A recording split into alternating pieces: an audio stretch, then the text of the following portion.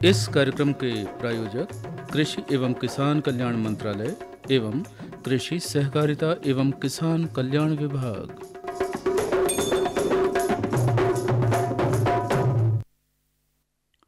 कार्यक्रम किसान वाणी के सजीव फोन इन कार्यक्रम हेलो किसान वाणी में आप सभी श्रोताओं का स्वागत है और आप सभी श्रोताओं को योगेंद्र साहू की राम राम। श्रोताओं, आज हमारे साथ हैं कृषि विज्ञान केंद्र चंदनगांव के कृषि वैज्ञानिक डॉक्टर सुंदर लाल अलावा जी, जिनसे हम खरीफ फसल में होने वाले समसामयिक कार्यों पर और खरीफ फसल प्रबंधन पर चर्चा करेंगे। सर नमस्कार, बहुत स्वागत है आपका हमारे सजीव फोन इन कार्यक्रम हेलो किसान वाणी में। नमस्कार, किसान भाइयों को भी नमस्कार। जी श्रोताओं, आपके मन में यदि कोई भी शंका या सवाल है तो आप हमें तुरंत इस नंबर पर कॉल कर सकते हैं, अपना सवाल पूछ सकते हैं। हमारा नंबर है 8989116346। और चलिए, इससे पहले कि कोई कॉलर जुड़े, हम अलावा जी से बात करते हैं वर्तमान परिप्रेक्ष्य में कृषि कार्यों पर। सर, सबसे पहले हम ये जानना चाहेंगे कि अभी के मौसम के हिसाब से जिस तरह से भारी बारिश हमारे छिंदवाड़ा ज़िले में हो रही है, और इस बारिश के समय में किसान भाइयों को किन किन बातों का ख्याल रखना चाहिए, ध्यान रखना चाहिए कि अपनी फसल को नुकसान भी ना हो और आने वाला उत्पादन अच्छे से अच्छा हो। अभी बारिश की अधिकता को देखते हुए किसान भाई एक जल निकास की उचित व्यवस्था कर ले जी। खेतों में पानी भरने से जड़ गलन जैसी बीमारियां ज़्यादा बढ़ जाती फसलों में, तो हमारी फसल मरने लगती हैं। तो जल निकास की उचित व्यवस्था कर ले। अगर सफ़ेद मक्खी का प्रकोप है खेतों में फसलों में, तो उसके लिए कोई एक कीटनाशक दवाई का स्प्रे कर ले, जिससे उनका निवारण हो जाए है ना। इन बातों का थोड़ा ध्यान रखे। और कीट का अगर प्रकोप है तो वो भी थोड़ा देख ले और उसका भी नियंत्रण कर ले।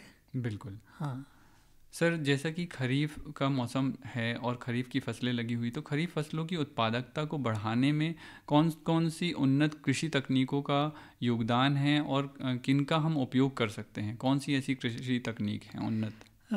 किसान भाइयों को ध्यान रखना चाहिए, जब भी अगर हम उन्नत बीज लेके आते हैं तो वो उच्च गुणवत्ता वाले बीज होना चाहिए। बिल्कुल। उर्वरकों का भी प्रयोग करते हैं तो उसकी भी गुणवत्ता का ध्यान रखना चाहिए कि अच्छे गुणवत्ता वाले हमारे उर्वरक है। जैव उर्वरकों को भी स्थान देना चाहिए। प्राकृतिक खेती का कंसेप्ट आया, उसको भी हमारे फसल उत्पादन में इस्तेमाल करना चाहिए। तो ऐसे जो उच्च तकनीकें आई है उनका इस्तेमाल करना चाहिए। बुआई के लिए भी बहुत अच्छी मशीनों का इजाद हुआ है, उनका भी इस्तेमाल करना चाहिए। और बीज का अगर बुआई करते उससे पहले बीज अंकुरण परीक्षण याद कर ले, जिससे कि हमारा बीज कितना % उगेगा, है ना, इसकी भी जानकारी हो जाती। तो इन बातों का किसान भाई ध्यान रखें। कुल मिला के जब हम बीजोपचार से शुरू करेंगे उन्नत तकनीकों का, तो अंत की कटाई तक हमें इन सारी बातों का ख्याल रखना चाहिए। बिल्कुल।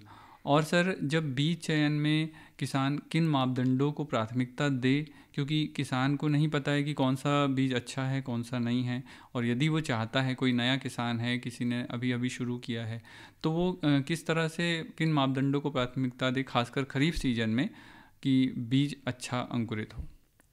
बहुत सारे किसान भाई अलग अलग किस्मों को बोते आ रहे हैं, तो वो एक तरह से परीक्षण भी हो गया, उनके ट्रायल भी हो गए। तो वो अपना किस्मों का आकलन कर ले कि हमारे क्षेत्र में कौन सी अच्छी किस्में परफॉर्म कर रही है, उन फसलों का चयन कर ले, जिससे पता चल जाए कि रोग रोधी किस्में है, कीट रोधी किस्में है, सूखा सहन करती है नहीं करती। तो ऐसा बहुत सारे किसान अलग अलग बीज लाते हैं, तो वो एक दूसरे का ऐसा देख ले और जो अच्छा उपज देती उन किस्मों का चयन करके किसान भाइयों ने उनको स्थान देना चाहिए।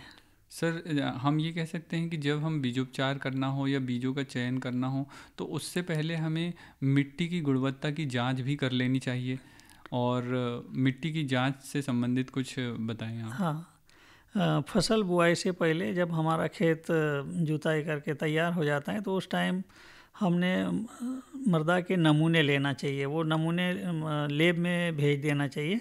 तो लैब में मृदा परीक्षण के बाद हमको पता चलता है कि हमारे नत्रजन, स्फूर, पोटास, माइक्रोन्यूट्रिएंट्स, इनकी स्थिति क्या है। अलग अलग फसलों की अलग अलग रिक्वायरमेंट होती हैं, तो उसमें हमको पता चल जाता है रिपोर्ट।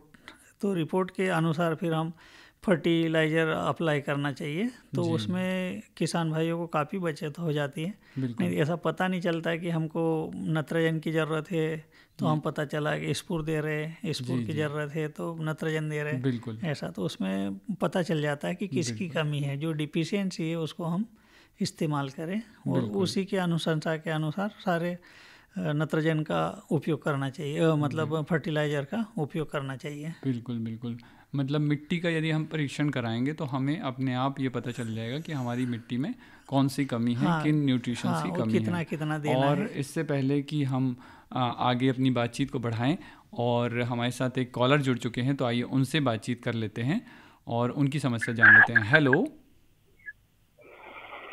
हेलो हेलो जी, अपना नाम बताइए। नमस्कार जी, मैं न्यूटन से आजम से बोल रहा हूँ सर। हाँ, कहाँ से बोल रहे हैं? न्यूटन से आजम साहू जी। साहू जी, हेलो। हाँ हाँ हाँ जी, न्यूटन से आजम साहू। हरिराम साहू जी बोल रहे हैं, ये हमारे नियमित श्रोता हैं सर न्यूटन से, और बहुत बहुत स्वागत है आपका हरिराम साहू जी, आपका हमारे कार्यक्रम हेलो किसान वाणी में बहुत बहुत स्वागत है। अपना प्रश्न पूछिए। मेरा ये प्रश्न है कि मतलब भुट्टे में तो दाना कुछ में मतलब भराव हो चुका है और कुछ में नहीं हुआ है, कुछ पौधे बन रहे हैं, उनकी स्थिति में क्या करना है? दाने पूरे भर नहीं रहे साहू जी आपके यहाँ? हाँ, कुछ में भर गया, कुछ खाली है। अच्छा, कुछ में खाली है। हाँ।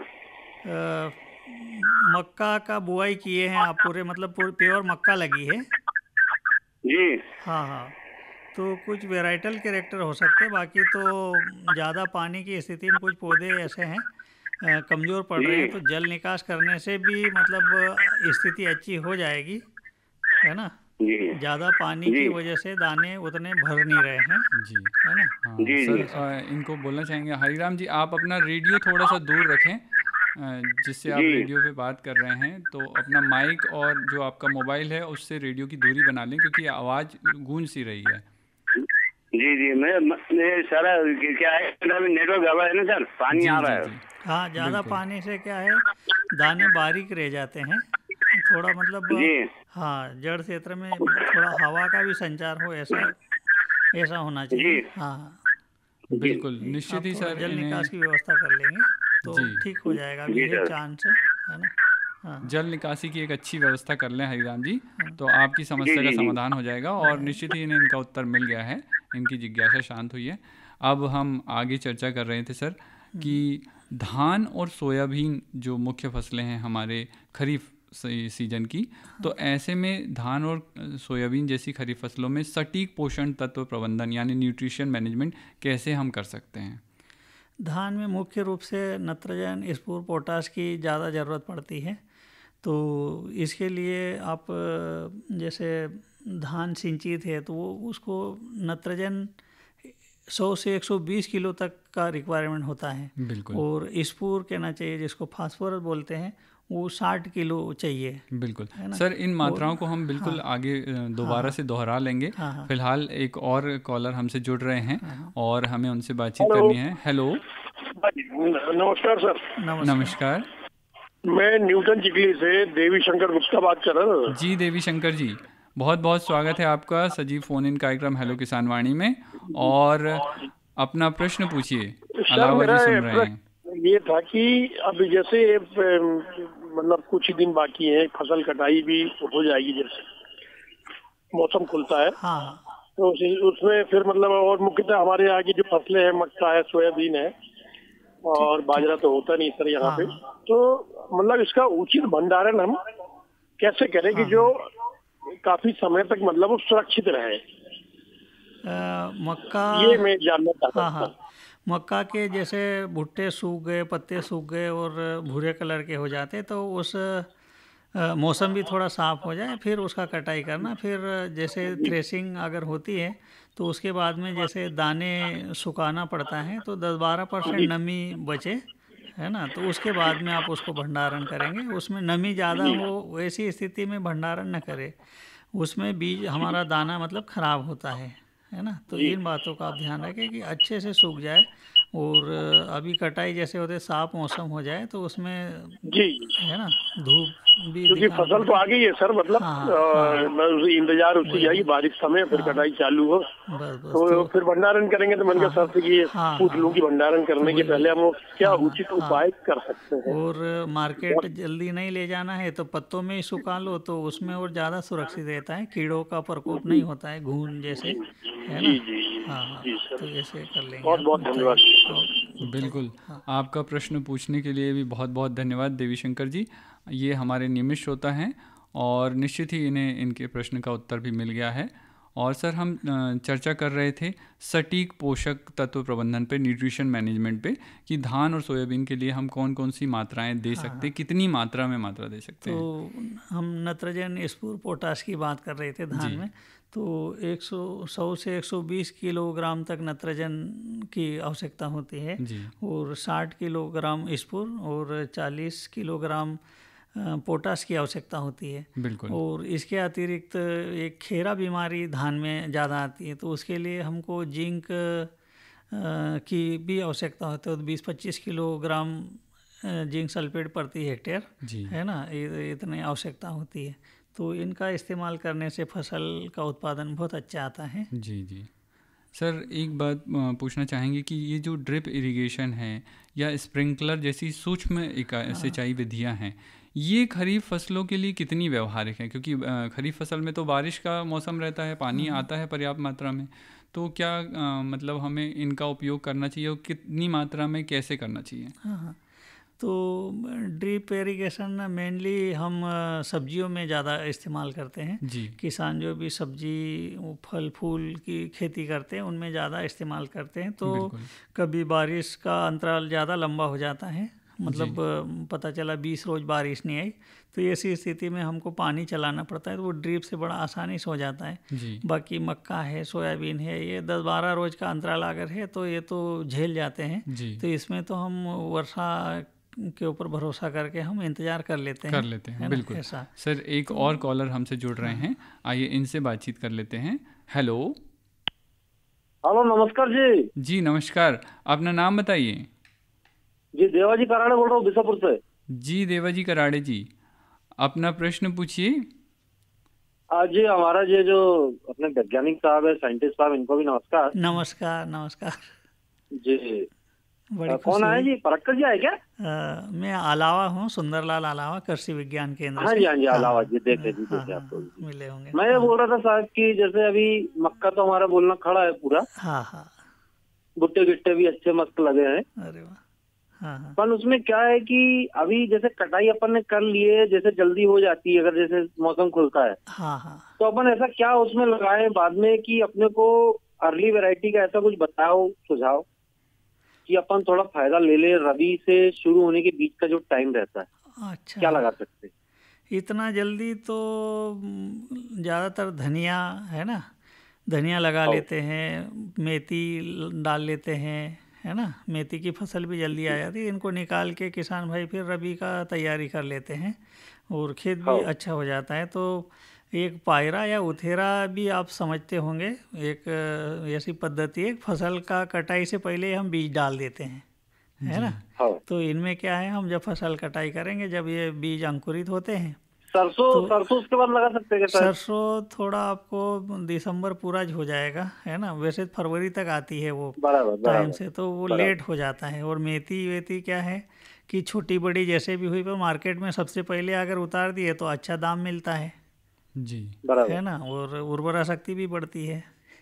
तो ऐसा थोड़ा मतलब मेथी को उगा लेते हैं लोग। मेथी का छोटे पौधे भी मार्केट में चले जाते हैं, 7-8 इंच का भी हुए तो बहुत बड़े हो गए मान लो, है ना। तो ये है एक ऑप्शन कि आप एक और फसल लेना चाहते हैं तो ले सकते हैं। बहुत लोग धनिया भी उगा लेते हैं, धनिया आप खाली करके बो देते हैं। धनिया की प्लानिंग थी साहब हमारी। हाँ, तो धनिया तो ऐसा है कि एक कटाई करके आप बेच दो और दूसरी कटाई का बीज रख लेते हैं, तो वैसे ही 2 फसल आ जाती है ना। सोयाबीन की फसल में ऐसा करने लगे हैं कि पत्तियां जब गिरने लगती है तो बीज डाल देते हैं, वो ऊँगता है और सोयाबीन का कटाई हो जाता है। और साइड में एक दूसरा लाभ अपन हाँ, दूसरा लाभ मिल जाता है और जल्दी जल्दी आपको आमदनी होना चालू हो जाती है। जी कराड़ी जी, हाँ, बहुत बहुत धन्यवाद आपका कराड़ी जी।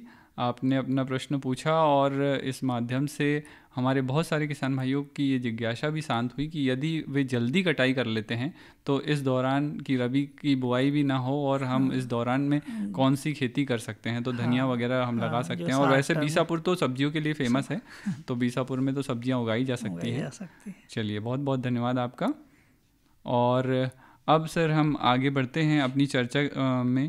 और आपके हिसाब से, आपके अनुसार खरीफ मौसम में किसानों द्वारा की जाने वाली ऐसी कौन सी सामान्य गलतियां हैं जिनसे अभी हमें बचा जा सकता है? इस प्रश्न को मैं फिर से दोहराऊंगा, लेकिन उससे पहले एक बार और हमारे एक और कॉलर जुड़ गए हैं, तो आइए इनसे भी बातचीत कर लेते हैं। हेलो जी, अपना नाम बताएं। हेलो जी, अपना नाम बताइए। हाँ सर, मैं हरदई से सतीश कुमरे बोल रहा था। जी कुमरे जी, अपना प्रश्न पूछिए। मैं ये बोल रहा था कि सर मेरी ना मक्के की जो फसल है ना वो ज्यादा पानी में पूरी डूब गई और अभी मैं खरीफ में क्या नई फसल लगा सकता हूँ? अच्छा, तो अभी जैसे बतर आएगी तब आप लगाएंगे उसमें? मतलब सर, मेरी फसल ही वो पूरे घास बहुत ज्यादा से बोल रहे हैं और इनकी फसल पूरी डूब गई है। हाँ, खराब हो गई, तो दूसरी फसल कौन सी बोलना आपका ये प्रश्न है? जी। आपके पास पानी के अच्छे संसाधन है क्या? पानी मतलब जब सिंचाई करना पड़ेगी है हमारे पास। अच्छा, तो आप थोड़ा रुक ही लेंगे। क्या है, अभी बारिश में जो भी बोएंगे वो खराब हो जाएगा। थोड़ा क्या, खेत सूखेंगे, जुताई होगी तभी उसकी संरचना अच्छी बनेगी, है ना।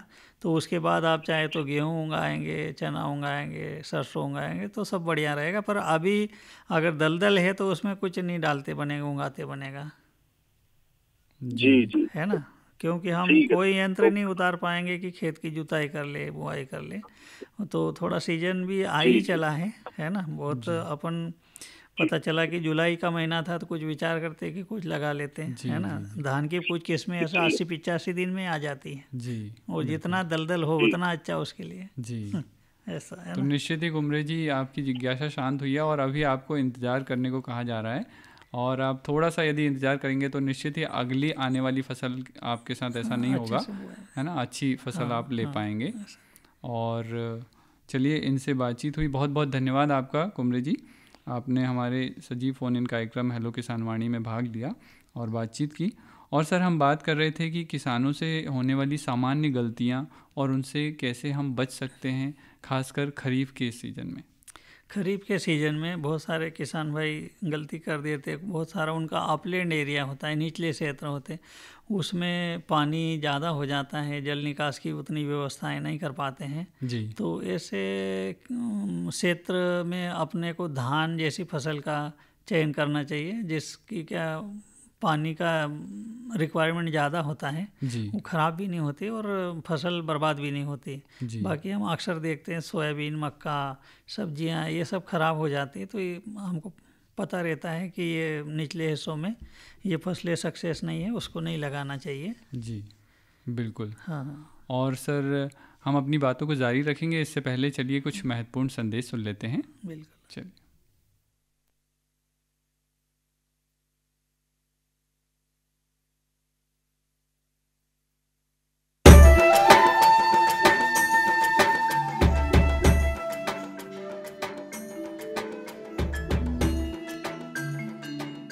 ये जो हरे भरे पेड़ और उन पर लगे गुच्छेदार फल दिखाई दे रहे हैं, ये वास्तव में हमारे किसान भाइयों के आर्थिक और सामाजिक जीवन में सुख समृद्धि के रंग भरने की क्षमता रखते हैं। ऑयल पाम की खेती से किसान सामान्य फसलों की तुलना में कम लागत एवं मेहनत से अधिक आय प्राप्त कर सकते हैं। इसके माध्यम से किसान खाद्य तेलों का उत्पादन बढ़ाकर देश के विकास में अपनी भागीदारी सुनिश्चित कर सकते हैं। लेकिन ये सब कैसे संभव है, आज इसी के बारे में बताएंगे अपने किसानों को। ऑयल पाम एक बहुमुखी तेल है जिसके कई अलग अलग गुण और कार्य हैं जो इसे बेहद उपयोगी और व्यापक रूप से इस्तेमाल किया जाने वाला बनाते हैं। ऑयल पाम के फल से सबसे अधिक तेल प्राप्त होता है। प्रति हेक्टेयर 20 से 25 टन फलों की उपज देने वाले इसके पेड़ परिपक्व होने के बाद लगभग 30 साल तक फल देते रहते हैं। यही नहीं, इन पेड़ों के बीच अंतर्वर्ती फसलें उगाकर किसान दोहरी आय भी प्राप्त कर सकते हैं। इसके अतिरिक्त सरकार की ओर से भी इसकी खेती के लिए काफी सहायता उपलब्ध करवाई जाती है। भारत सरकार की ओर से 2021-22 में खाद्य तेलों पर राष्ट्रीय खाद्य तेल मिशन, तेल palm national mission on edible oils, oil palm NMEO-OP की शुरुआत की गई। इसके अंतर्गत किसानों को ऑयल पाम की पौध सामग्री, अंतर्वर्ती खेती एवं रखरखाव, ड्रिप सिंचाई, डीजल, बिजली, सोलर पंप सेट, बोरवेल, फल कटाई उपकरणों एवं पुराने पौधों की पुनः रोपाई के लिए सब्सिडी प्रदान की जाती है। इस मिशन के अंतर्गत किसानों को 1 से 5 लाख तक की राशि प्रति हेक्टेयर की वित्तीय सहायता उपलब्ध कराई जाती है। सरकार द्वारा ऑयल पाम के पौध सामग्री के लिए 20 से 29 हज़ार रुपये प्रति हेक्टेयर की सहायता मिलती है।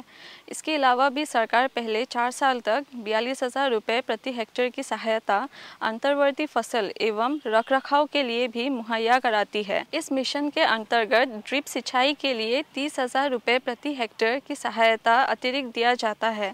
साथ ही किसानों के लिए फसल कटाई मशीन और ट्रैक्टर ट्रॉली की खरीद के लिए भी सहायता का प्रावधान है। कुछ किसानों के मन में ये शंका है कि ऑयल पाम के पेड़ों की सिंचाई के लिए अधिक मात्रा में पानी की आवश्यकता होती है। ये पर्यावरण के लिए ठीक नहीं है। कुछ ये भी कहते हैं कि ये धरती के उपजाऊपन के लिए भी हानिकारक हैं। किंतु जिन किसानों को ऑयल पाम की खेती से आज लाखों रुपए की वार्षिक आय प्राप्त हो रही है, उनका कहना है कि ये सारे संचय निराधार हैं। ऑयल पाम का खेती में धान और गन्ने से कम पानी लगता है। इसमें गवर्नमेंट का तरफ से ड्रिप सिंचाई के लिए पैसा भी दिया जाता है। मैंने 2015-16 से ऑयल पाम की खेती की है और इससे पर्यावरण को कुछ नुकसान है ही नहीं। और इनका जो पेड़ पौधा होता है, इनसे हम मल्चिंग भी यूज करते हैं और इनका यूज से हम काफ़ी सारा ज़मीन में नमी लेते हैं। और इनके अंदर इंटरक्रॉप जो है, जो कपास वगैरह लगाते हैं तो हम डबल गुण आय लेते हैं और अच्छा रहता है। ऑयल पाम की खेती के लिए मुझे सरकार ने पौधे सीडलिंग देते हैं। वो जब बड़ा हो जाता है, जो फल जो देता है, हर महीने सरकार उसी फल खरीदने के लिए एक रेट बना के देते हैं। वही रेट पे कंपनी खरीद लेते हैं। मैं काट के इकट्ठा कर देता हूँ, कंपनी उठा के लिए जाते हैं। ऑयल पाम के लिए सरकार उत्पादों की तत्काल खरीद करती है। साथ ही सरकार एक वायबिलिटी मूल्य भी घोषित करती है, ताकि यदि भाव अचानक गिर जाए तो उस अंतर का भुगतान सरकार किसानों को करती है। सच तो ये है कि ऑयल पाम की खेती हमारे किसानों को और अधिक समृद्ध और ग्रामीण अर्थव्यवस्था को और अधिक सशक्त बना रही है। आप भी इसकी खेती और सरकारी सहायता का लाभ उठाएं और अपनी आर्थिक स्थिति को बेहतर बनाएं।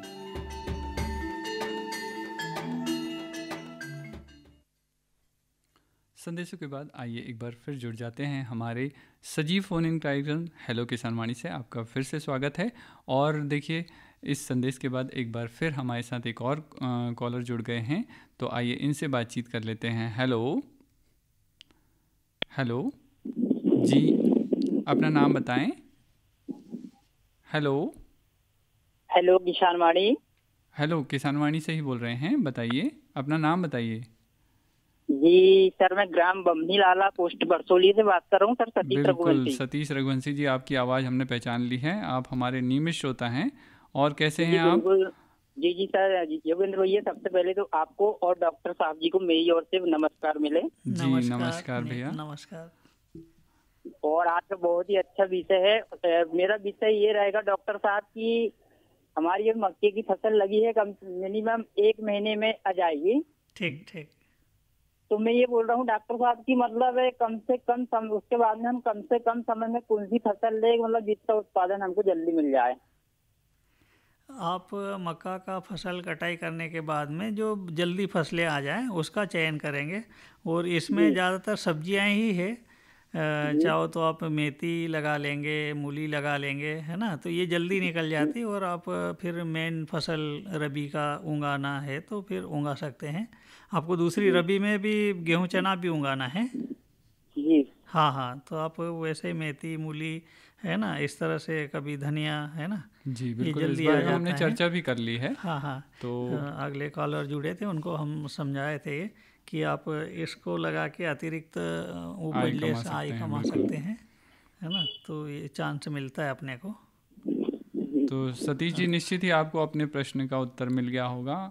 और जैसा कि डॉक्टर साहब कह रहे हैं कि आप अपनी फसल की कटाई के बाद मेथी, मूली, धनिया वगैरह लगा सकते हैं यदि आपको कम समय के लिए लगाना है तो। और उसके बाद अपनी जो दैनिक जो हमारी फसल है, रबी की फसल गेहूं चने की, वो आप लगा सकते हैं। चलिए, बहुत बहुत धन्यवाद। लगता है इनसे हमारा संपर्क टूट गया है। बहुत बहुत धन्यवाद सतीश रघुवंशी जी। और सर, हम बात कर रहे थे, जैसा कि सर अभी खरीफ की फसल में अधिकांश किसानों का ये प्रश्न रहा है कि हम क्या लगाएं, और खरीफ की फसल हमारी बस आने ही वाली है, कटाई होने वाली है। तो सर, मक्के की कटाई के बाद जो फसल अवशेष बचता है और उसको जलाना नहीं है, जैसा कि गवर्नमेंट का हमेशा कहना रहता है, सरकार हमेशा हमसे ये अपील करती है कि किसी भी प्रकार की जो कटे हुए अवशेष हैं उसको ना जलाएं। तो मक्के के अवशेष को जलाना नहीं है। और ऐसा भी हमने सुना है कि कोई मशीन आ चुकी है जो हमारी गेहूं की बुआई में मदद करती है, तो इसके बारे में थोड़ा सा बताएं। किसान भाई अक्सर क्या करते हैं, हार्वेस्टर से मक्का कटाई कर लेते हैं या भुट्टा निकाल लेते हैं जी। उसके बाद में जितना भी उसके अवशेष है उससे मतलब नहीं होता है, तो उसको खेत साफ करने के उद्देश्य से जला देते हैं जी। तो अभी किसान भाइयों के लिए एक बहुत अच्छी खुशखबर है कि एक सुपर सीडर जैसी मशीन का इजाद हुआ है जी। ये 52 HP के ट्रैक्टर में, यानी कि बड़ा थोड़ा पावर वाले ट्रैक्टर चाहिए, तो उससे ये मशीन चलती है। तो आप अपना मक्का से भुट्टा अलग कर लेंगे। उसके बाद में जैसे गेहूं का बुआई का सीजन आता है तो वो मशीन बीज बुआई करना, जुताई करना सब पूरे साथ में हो जाता है। बिल्कुल। तो समय की बचत होती है।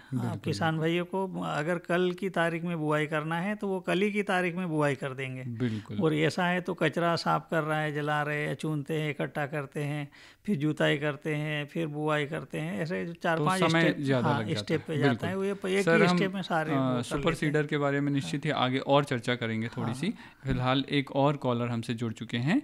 हेलो जी, अपना नाम बताएं। जी, मेरा नाम रामकुमारी उइके है जी। रामकुमारी उइके जी, स्वागत है आपका हमारे कार्यक्रम हेलो किसान वाणी में। अपना प्रश्न पूछिए। सर, मेरा प्रश्न है कि जो मक्के की फसल में 2 खप्पा आते हैं, तो जो पहला खप्पा रहता है उसमें भरपूर दाने रहते हैं और जो दूसरा खप्पा रहता है उसमें कम दाने रहते हैं, उसके लिए क्या करना चाहिए? मक्का के पौधे कैपेसिटी इतनी है कि एक ही भुट्टे में दाने अच्छे से भरते हैं।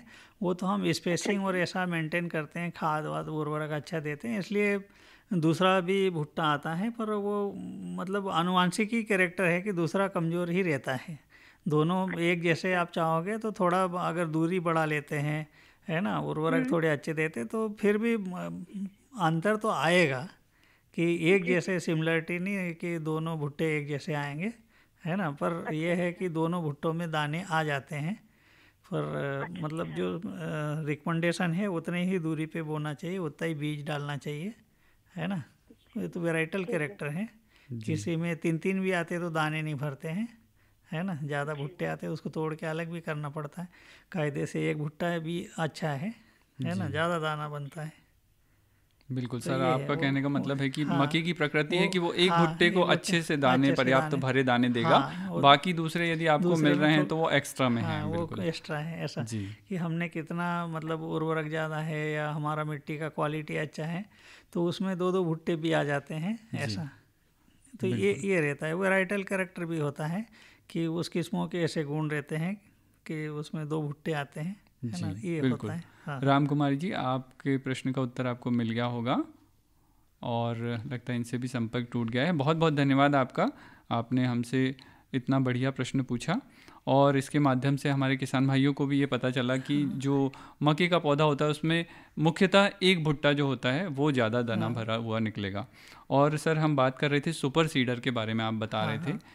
तो सुपर सीडर ऐसा मशीन है कि उसमें बुआई और जुताई सब दोनों साथ में हो जाता है। कचरा भी मतलब छोटे छोटे टुकड़ों में बढ़ जाता है।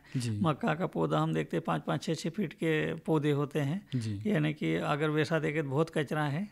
तो उसको वो मशीन जैसे ही खेत में जाती है, अपन बीज उसमें लोड कर देंगे, उर्वरक भी भर देंगे, तो जैसे ही चालू होगी तो वो जुताई करना चालू करेगी और नीचे बीज डालना भी चालू कर देते हैं। तो वो मल्टीपर्पज़ यानी कि बहुत सारे उद्देश्यों की पूर्ति करती है वो, ये सुपर सीडर मशीन। तो मतलब अपन एक साथ सेम टाइम में बुआई और जुताई में कटाई और कचरा सारा मतलब और हमारी मिट्टी की गुणवत्ता भी सुधरेगी जब बिल्कुल है ना। और लीजिए एक और कॉलर हमारे साथ जुड़ चुके हैं, तो चलिए इनसे बातचीत कर लेते हैं। हेलो सर जी, नमस्कार। जी नमस्कार। अपना नाम बताएं। मैं सहायक राव पवार बोल रहा हूँ सर, ग्राम सामरपुर, तहसील बिछुआ से। जी सहायक राव जी, अपना प्रश्न पूछिए। बहुत बहुत स्वागत है आपका हेलो किसान वाणी में। Thank you sir, thank you sir. इस बार टमाटर में बहुत झुलसा रोग लगा सर, उसके लिए उपाय बताइए सर। झुलसा के लिए एक स्यूडोमोनास करके दवाई आई है, जैविक वाला है, आप उसका भी छिड़काव करेंगे और ट्राइकोडर्मा भी डालना। क्या है, फंगस का ज़्यादा अटैक हो जाता है, वातावरण में नमी ज़्यादा हो जाती है, अभी बारिश बहुत हो रही है ना। हाँ सर। तो एक फंजीसाइड का स्प्रे कर लेंगे तो मिट्टी में और पौधों में वो ख़त्म हो जाएगी। या रासायनिक दवाई डालना हो तो उसमें कोई कार्बनडाजिम, मैनकोजेब, इस तरह की दवाई का आप इस्तेमाल कर लेंगे। बाकी स्यूडोमोनास और ये ट्राइकोडर्मा अच्छे इफ़ेक्टिव दवाइयाँ हैं, आप इनका भी इस्तेमाल कर लेंगे। और बहुत बहुत धन्यवाद। हाँ जी, आपका भी बहुत बहुत धन्यवाद पवार जी, और निश्चित ही आपको अपने प्रश्न का उत्तर मिल गया होगा और आपने अपना प्रश्न पूछा, इसके लिए आपको बहुत बहुत धन्यवाद। और आइए सर, हम बातचीत कर रहे हैं अब हम सोयाबीन भी, क्योंकि मुख्य फसल है हमारे खरीफ की, तो इसके बारे में कुछ चर्चा करते हैं कि जो सोयाबीन की फसल है उसके बीच में हम कौन कौन से सूक्ष्म पोषक तत्व, जिनको हम माइक्रो न्यूट्रिशन भी बोलते हैं, वो हमको इस्तेमाल करना चाहिए, छिड़कना चाहिए, उसके बारे में थोड़ा सा बताएं। सोयाबीन का फसल के तिलहनी वर्ग में आता है, तिलहन वर्ग में आता है, और तिलहन के लिए सल्फर की ज़्यादा ज़रूरत पड़ती है, तो सल्फर का भी इस्तेमाल किसान भाइयों ने करना चाहिए, जिससे दाना अच्छा बोल्ड बनता है और उपज अच्छी आती है जी। तो नत्रजनी, स्फूर, पोटाश के साथ साथ सल्फर का भी को भी स्थान देना चाहिए। सोयाबीन की फसल में जो उर्वरक देनी चाहिए तो वो किस अवस्था में सबसे ज़्यादा ज़रूरी होती है? सोयाबीन में जो उर्वरक देते हैं उनमें खैर नत्रजन की तो इसको कमी आवश्यकता होती है, क्योंकि इसकी जड़ों में जो ग्रंथियां होती हैं उसमें राइजोबियम बैक्टीरिया होता है जो वातावरण की नत्रजन को फिक्स कर लेता है ज़मीन में, है ना। तो दूसरा स्फूर और पोटाश की ज़रूरत पड़ती है। तो हम जैसे नत्रजन की बात करते हैं, प्रति हेक्टेयर 30 किलो मात्र लगता है जी नत्रजन, और स्फूर 60 किलो और पोटाश 50 किलो।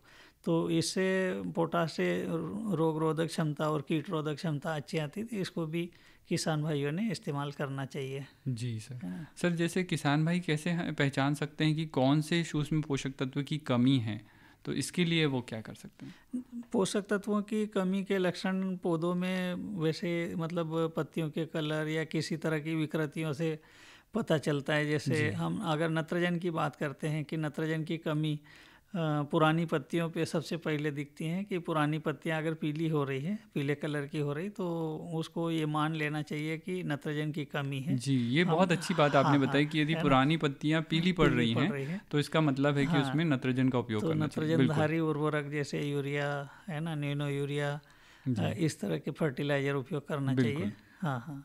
और स्फूर का कमी जब होता है तो मक्का की फसल में किसान भाइयों ने देखा था कि बैगनी कलर के पत्ते हो जाते हैं, अच्छा, है ना। तो बैगनी कलर के ये डिफिशियंसी बताता है कि स्फूर का कमी है हमारे खेत में, तो ऐसे उर्वरकों का इस्तेमाल करना चाहिए। बिल्कुल सर, जैसा कि हमारी सरकार बहुत जोर दे रही है जैविक खेती पर और जैविक तरीके से कीट और रोग प्रबंधन पर, तो आप इस बारे में क्या बताना चाहेंगे?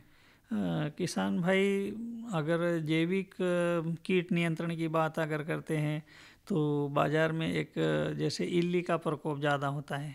इल्ली का, तो इल्ली के अगेंस्ट लेपिडोप्टेरा आर्डर्स का कीट है। इसके लिए जैसे बेवेरिया बेसियाना है ना, ये जैविक फंगस है। अगर इसको डाल देते हैं तो अंडों पे कवक लग जाता है, तो मतलब जो अगली स्टेज आ ही नहीं पाती है। बेवेरिया बेसियाना का उपयोग करेंगे। बीटी भी आता है, बीटी ये जीवाणु, इसको भी छिड़काव करने से। सर एक नीम ऑयल का नाम भी हमने बहुत सुना है। नीम ऑयल भी जैसे 10,000 ppm का अगर नीम ऑयल है तो 5 ml प्रति लीटर पानी के हिसाब से भी स्प्रे करने से कीटों का नियंत्रण हो जाता है। बिल्कुल सर, समय होते चल रहा है और अंत में हम जानना चाहेंगे कि धान जो पैडी की खेती होती है उसमें आधुनिक तकनीक हमने सुनी है श्री पद्धति, तो इसके बारे में थोड़ा सा बताइए कि ये श्री पद्धति क्या है। श्री पद्धति में हम पहले धान का बीज से रोपा तैयार करते हैं और उस जो रोपा ट्रांसप्लांटिंग करना है तो उस खेत में पडलिंग एक प्रक्रिया होती है कि खेत में थोड़ा पानी भर के खेत को मचाना पड़ता है, जिसको पडलिंग कहते हैं। तो जिससे खेत अच्छा महीन हो जाता है, दलदल सा बन जाता है। उसमें फिर हम 25 बाई 25 सेंटीमीटर पे पौध रोपण करते हैं। तो उसको हम SRI कहते हैं। हमारे ज़िले में अब मशीनों का भी उपयोग होने लगा है, तो पेडी ट्रांसप्लांटर जो कहते हैं, इस मशीन से भी हम रोपा लगा लेते हैं। तो वो जो सिस्टम होता है उसको हम SRI कहते हैं।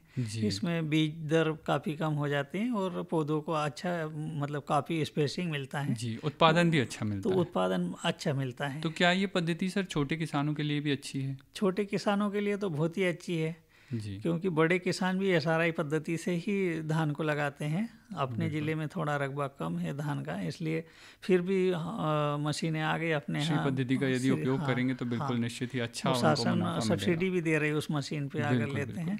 बिल्कुल। तो बहुत ही अच्छी जानकारी आपने दी सर, बहुत ही बढ़िया जानकारी हमारे किसान भाइयों को मिली। और अब समय हो चला है हमारे समस्त किसान भाई बहनों से विदा लेने का। और किसान भाइयों, अगली बार फिर किसी नए विषय पर चर्चा हम करेंगे नए मेहमान के साथ। और आज के सजीव फोन इन कार्यक्रम हेलो किसान वाणी के हमारे मेहमान थे डॉक्टर सुंदरलाल अलावा जी, कृषि वैज्ञानिक, कृषि अनुसंधान केंद्र चंदनगांव छिंदवाड़ा। सर आपका बहुत बहुत धन्यवाद। आपने इतने सहज और सरल तरीके से हमारे श्रोताओं की जिज्ञासा को शांत किया, उनके प्रश्नों के उत्तर दिए, उनकी समस्याओं को सुना, समझा और समाधान बताया। बहुत बहुत धन्यवाद। और श्रोताओं, इस कार्यक्रम का संयोजन किया अमोल शेंडे और दीपांकर तिवारी ने, और तकनीकी सहयोग था चंद्रभान मरावी और अनिल सिंह का। प्रस्तुति सहयोग था कीर्ति छछाने और अनिल सनोडिया का। तो दीजिए इजाज़त आपके अपने योगेंद्र भैया को। राम राम, जय जवान, जय किसान।